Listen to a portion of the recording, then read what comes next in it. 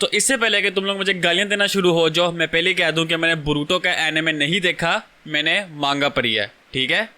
मांगा रीडर हूं, इज्जत करो। तो टाइटल और थंबनेल से तो आपको पता लग ही गया होगा कि आज मैं बोरूटो के बारे में बात करने जा रहा हूँ कि क्या बोरूटो वर्थ इट है, या क्या जो बोरूटो को हेट मिलता है क्या वाकई में वो डिजर्व करता है। आज इसी के बारे में बात करने जा रहे हैं, तो बिना किसी देरी के स्टार्ट करते हैं। सबसे पहले मैं ये बता दूं कि मैंने बोरूटो का एनिमे नहीं देखा, मैंने बोरूटो की मांगा पढ़ी है। बिकॉज इसका जो एनिमे है उसकी कोई अराउंड 300 के करीब एपिसोड है और वो बहुत ज्यादा फिलर्स है, उसके बारे में मैं आगे जाके बात करूंगा। और इसकी एनिमेशन क्वालिटी भी कोई इतनी खास नहीं है। उसके बरक्स मैंने लोगों से सुना था कि अगर तुमने बोरूटो की स्टोरी को जानना है तो मांगा पढ़ो, तो दैट्स व्हाई मैंने बोरूटो की मांगा पढ़ी है। अब इससे पहले मैंने नारुतो एनिमे देखा हुआ है, उसको लेके मेरे मिक्स सी फीलिंग थी, जिसके ऊपर मैंने एक डेडिकेटेड वीडियो बना दी हुई है। तो जब मैंने बोरूटो स्टार्ट किया था तो स्टार्टिंग में मुझे बोरूटो में मजा आ रहा था, क्योंकि स्टार्टिंग में वही सेम चीजें थी जो कि नारुतो के अंदर हुई है, वही चूनिन एग्जाम्स। हाँ, एक चीज थी, इसके अंदर हमें बोरूटो जो है ना वो नारुतो के कैरेक्टर से काफी ज्यादा डिफरेंट लगा, और इवन दो अपने बाप को भी बहुत ज्यादा हेट करता था। लाइक तुम लोग ये समझ लो कि बोरूटो के बचपन को इन्होंने सेम सासके के बचपन की तरह दिखाया हुआ है। खैर, इसके कोई 20 कुछ चैप्टर्स होने के बाद जब स्टोरी आगे बढ़ी तो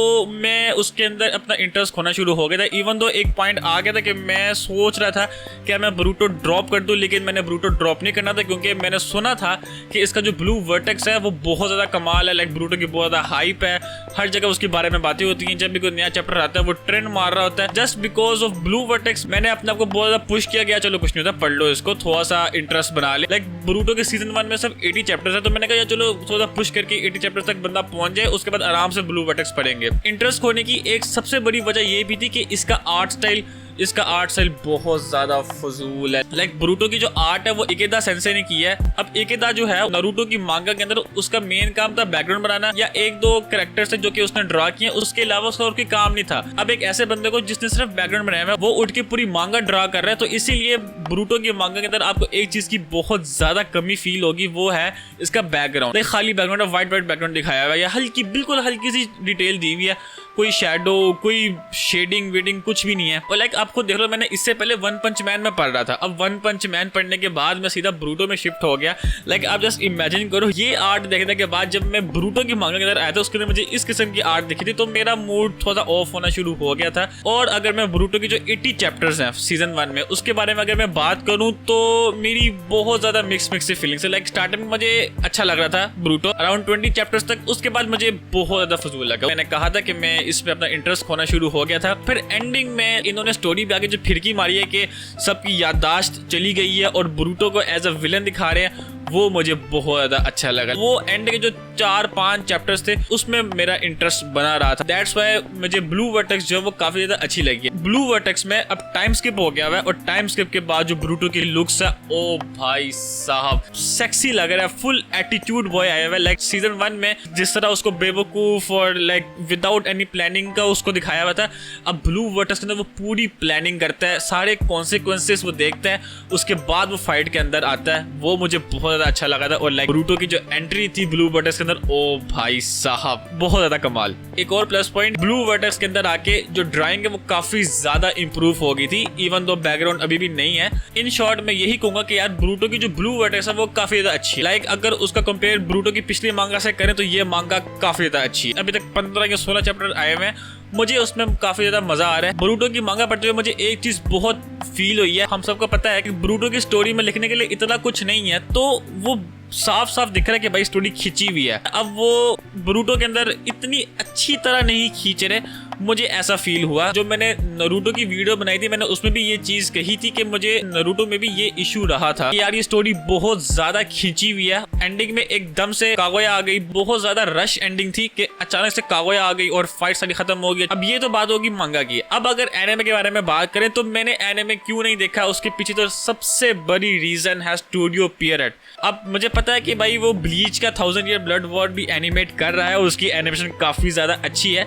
लेकिन व्हाट द फक भाई 80 चैप्टर्स के लिए तुमने 300 एपिसोड बना दिए। जिन लोगों ने एनिमे देखा हुआ है मैंने उनसे पूछे तो वो कह रहे हैं कि भाई पूरा का पूरा एनिमे फिलर ही है, तुम छोड़ दो, तुम मांगा ही पढ़ो। हाँ लेकिन मैंने एनिमे देखा है। लाइक मैं फाइट्स जो है वो पहले मांगा के अंदर रीड करा था, उसके बाद मैं फाइट्स को एनिमेशन में देख रहा था। फाइट्स भी मुझे बस 2 अच्छी लगी थी। एक जो नारुतो का बारियोन मोड है वो मुझे बहुत ज्यादा कमाल लगा था, वो मांगा के अंदर इतना ज्यादा फजूल था। नारुतो का बारियोन मोड है, वो अपनी लिमिट्स तोड़ रहा है। कुरामा मर गया है, लेकिन मांगा के अंदर 0% मुझे इमोशन फील हुआ। वही चीज जब मैंने एनिमे के अंदर देखी थी, लाइक जब कुरामा मर रहा होता है, वो सैड म्यूजिक बनाया हुआ है, उसके बाद उसी एपिसोड की जो एंडिंग है उसके अंदर पूरा उन्होंने नारुतो का फ्लैशबैक दिखाया हुआ कि कैसे नारुतो कुरामा से मिलता है, सारी वो उसके साथ लड़ता है, उसको मास्टर करने की कोशिश करता है। वो सारा जब फ्लैशबैक दिखाया था तो या इमोशनल बंदा फील हो जाता है उसमें। और एक और फाइट जिसमें नारुतो और सास्के एक साथ फाइट कर रहे होते हैं, उनके अगेंस्ट में जीगन होता है। जीगन वैसे बहुत ज्यादा बैडएस कैरेक्टर है, और जब मैंने उसकी एनिमेशन में देखा और उसकी वॉइस एक्टिंग देखी, ओ भाई साहब सेम नानामी का वॉइस एक्टर था। बाकी वो नारुतो वर्सेस डेल्टा शेल्टा वो नॉर्मल सी फाइट लगी थी। एंड पे आके मैं यही कहूंगा कि यार अगर तो तुमने बोरुतो पढ़ना है, लाइक अगर तुम्हें वाकई में तुम्हें शो होगा कि स्टोरी का पता करना है, तो मैं तुम्हें यही रिकमेंड करूंगा कि एनिमे मत देखो, सीधा मांगा स्टार्ट करो। 80 चैप्टर्स हैं, तुम्हें इतना ज्यादा टाइम नहीं लगेगा। और मैं एक और चीज कह दूं कि मुझे इसकी जो ड्राइंग है वो मुझे इसीलिए फजूल लग रही है क्योंकि मैंने वन पंच मैन पढ़ी थी और वन पंच मैन की ड्राइंग बहुत ज्यादा कमाल है। अगर तुम डायरेक्ट बोरुतो की मांगा पढ़ो, लाइक तुमने वन पंच मैन टाइप की मांगा नहीं पढ़ी हुई, तो तुम्हें इसकी ड्राइंग में भी अच्छी लग जाए। मैं यही कहूंगा कि तुम मांगा पढ़ो और उसके बाद 80 चैप्टर्स पढ़ने के बाद तुम ब्लू वर्टेक्स पढ़ो, उसमें बोरुतो का फुल मजा है। और एक थम्स अप मैं देता हूँ बोरुतो को कि यार इन्होंने सास्के के कैरेक्टर को काफी ज्यादा अच्छे से रिप्रेजेंट किया है। लाइक नारुतो के अंदर तो वो मेरा सबसे बकवास तरीन कैरेक्टर था, लेकिन बोरुतो के अंदर वो मेरा सबसे ज्यादा फेवरेट कैरेक्टर है। लाइक वो जिस तरह नारुतो का हर कदम में साथ देता है और बोरुतो को ट्रेन करता है। लाइक वो सेंसेस की लिस्ट में आ गया जिसमें उराहारा, जराया, ये सब लोग हैं, उसी में ही अब वो आ गया। लेकिन अब ब्लू वर्टेक्स में आके सास्के के साथ जो इन्होंने कर दिया है, थोड़ा सा इमोशनल में हो गया था कि यार ये क्या कर दिया, इतना प्यारा कैरेक्टर इन्होंने सास्के का दिखाया हुआ है। एक चीज जो कि मुझे बोरुतो की काफी ज्यादा बकवास लगी है वो ये है कि इसके कुछ ऐसे कैरेक्टर्स हैं जो कि बोरुतो की वर्ल्ड को ही जस्टिफाई नहीं करते। लाइक अगर मैं तुमसे खुद पूछूं नारुतो और बोरुतो की वर्ल्ड कैसी है, तो तुम यही कहोगे कि यार निंजा वर्ल्ड है। जिस तरह हमें नारुतो के अंदर कैरेक्टर्स मिले थे जिसके अंदर तुम अकात्सुकी की पूरी टीम को पकड़ लो, गारा को देख लो, या इस किस्म के कैरेक्टर्स थे जो कि नारुतो की वर्ल्ड को जस्टिफाई करते थे। लेकिन बोरुतो के अंदर आके इन्होंने कुछ इस किस्म के कैरेक्टर्स निकालने जो कि मेरी नज़र में बोरुतो की वर्ल्ड को जस्टिफाई नहीं करते। जैसे कि सबसे टॉप एग्जांपल है आइडा। अब ये आइडा जो है, अब मुझे समझ नहीं आती, ये तुम लोग इसको देखो, अब ये कहाँ से बोरुतो की वर्ल्ड को जस्टिफाई कर रही है। लाइक मैं मांगा जब मैं पढ़ रहा था तो उस वक्त तो इसका बालों का कलर ब्लैक था, तो जब मैंने इसको एनिमे के अंदर देखा तो ब्रो ब्लू रंग के बाल और जो इसका कैरेक्टर डिजाइन है, इसके कपड़े शपड़े, ये तुम कहीं से सोच सकते हो कि यार बोरुतो की वर्ल्ड को ये जस्टिफाई कर रहा है। लाइक मेरी नजर में ये जस्टिफाई नहीं कर रहा था। अब देखो जिस तरह अमाडो जो है, अब अमाडो बोरुतो की वर्ल्ड को जस्टिफाई कर रहा है, लेकिन आइडा और डेल्टा भी तुम लोग देख लो, और इसी किस्म के एक दो कैरेक्टर्स जो कि बिल्कुल भी जस्टिफाई नहीं कर रहे। इवन तुम कोड को देख लो, मैं कोड को भी इतना नहीं कहता। लाइक ठीक है उन्होंने पावर दे दी है, वो सबसे पावरफुल उसको बना दिए, लेकिन क्या है यार इसका कैरेक्टर डिजाइन। तो यार बस आज के लिए बस इतना ही। एंड में मैं यही कह दूं कि यार जो बोरुतो को हेट मिलती है ना, इसका एनिमे तो डिजर्व करता है।